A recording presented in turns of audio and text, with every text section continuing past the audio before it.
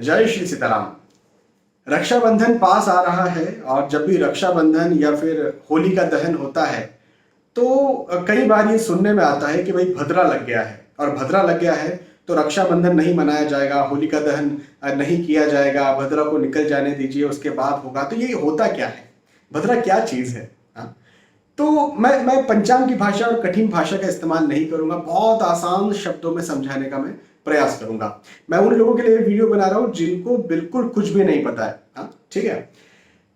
भद्रा देखिए, आपने सुना होगा कि तिथि होती है, एकादशी होती है, अमावस्या की तिथि होती है, पूर्णिमा होता है, ऐसी तिथियां चलती है ना। तो जो तिथि, एक तो तिथि हुई, इसके बाद में योग होते हैं, अलग अलग प्रकार के योग चलते हैं, और इसी के साथ साथ एक होते हैं करण। यदि आपके पास सॉफ्टवेयर हो, कौन सा सॉफ्टवेयर? एस्ट्रोलॉजी सॉफ्टवेयर, जिसमें कुंडलियां निकाली जाती है, तो उसमें आप जाएंगे तो बाहर ही आपको लिखा हुआ दिखेगा, गण ये है, इंसान का गण, देवगण, मनुष्य गण, राक्षस गण, ये वाला करण है, ये वाला नक्षत्र है, इस नक्षत्र में जन्म हुआ था, खासतौर पर चंद्र का नक्षत्र ये है। तो ऐसे वो सब लिखा हुआ रहता है, उसमें करण होता है। हाँ? तो करण जो है वैसे तो 11 प्रकार के हैं, लेकिन मुख्यतः एक करण जिसका नाम है भद्रा, तो भद्रा एक प्रकार का करण होता है। अब क्या होता है कि भद्रा जो है वो जैसे नक्षत्र भ्रमण करते हैं, हाँ, नक्षत्र घूमते रहते हैं, हाँ, तिथियां चेंज होती रहती है, भद्रा भी जो है वो भ्रमण करता रहता है। जिस प्रकार नक्षत्र भ्रमण करते हैं भद्रा का भी भ्रमण होता रहता है। ये सब ज्योतिषी गणनाएं होती है भद्रा के भ्रमण की। अब क्या है कि भद्रा का भ्रमण जब हमारे मृत्यु लोक या फिर धरती पर आता है, घूमते घूमते जो भैया इसके ओरा में आ जाता है, तो ये मान्यता होती है कि जो भी शुभ कार्य हैं वो वर्जित रहेंगे। किसी भी प्रकार का शुभ कार्य वर्जित रहेगा। ऑब्वियसली जब हम कोई मुहूर्त निकालते हैं किसी चीज का, तो निसंदेह शुभ कार्य का मुहूर्त निकालते हैं। जैसे आप रक्षाबंधन की बात कर रहे हैं, तो रक्षाबंधन एक भाई बहनों का, रक्षा सूत्र का एक पवित्र त्योहार है। आप अच्छे मुहूर्त निकाल करके ही आप रक्षा सूत्र बांधते हैं। तो ऐसी स्थिति में क्या होता है कि वो भद्रा घूमते घूमते पृथ्वी पर आ जाता है।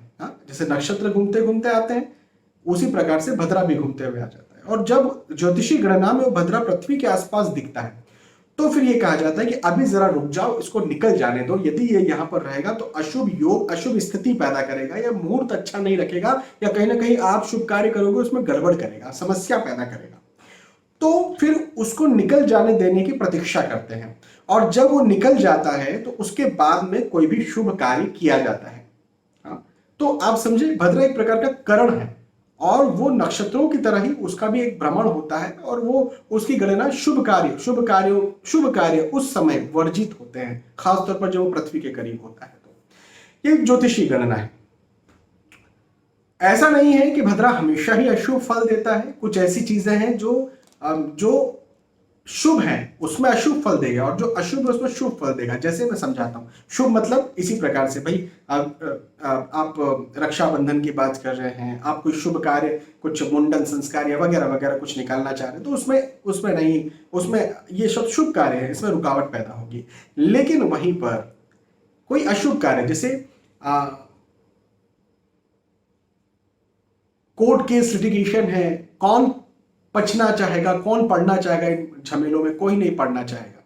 तो इसको एक प्रकार का अशुभ कार्य, खराब कार्य मानते हैं, है ना। तो यदि कोई लिटिगेशन या ऐसी कोई चीज है जिसमें भद्रा में स्पेशली कोई व्यक्ति प्रयास करता है, तो उसमें से सफलता मिल जाती है। पुलिस केस कोई चल रहा है, कोई किसी ने कर्जा लेकर के रखा हुआ था जिसमें वो फंसा हुआ है, कोई मतभेद, आर्ग्यूमेंट्स, वाद विवाद चल रहा था, घर परिवार के झगड़े चल रहे थे, उनसे निपटारा चाहिए। तो ऐसी चीजें जिसमें व्यक्ति परेशान हो जाता है या जिसे अशुभ मान सकते हैं हम, उन चीजों में भद्रा में यदि कार्य किया जाए और प्रयास किए जाए तो वो शुभ हो जाता है। ठीक है। तो ये बहुत आसान शब्दों में मैंने भद्रा आपको समझाने का प्रयास किया। आप चाहेंगे तो पांचांगिक शब्दों में भी मैं आपको समझाऊंगा किस प्रकार कितने करण होते हैं, और ये भद्रा कौन से करण का कौन सा अंश है। बहुत सारी डीप चीजें हैं, मैंने डीप और बहुत मैंने बहुत टेक्निकल बातें यहाँ पर नहीं की, सिंपल सी बात आपके सामने रखी है। मुझे लगता है कि आपको कहीं ना कहीं कंफ्यूजन होगा भद्रा को लेकर के।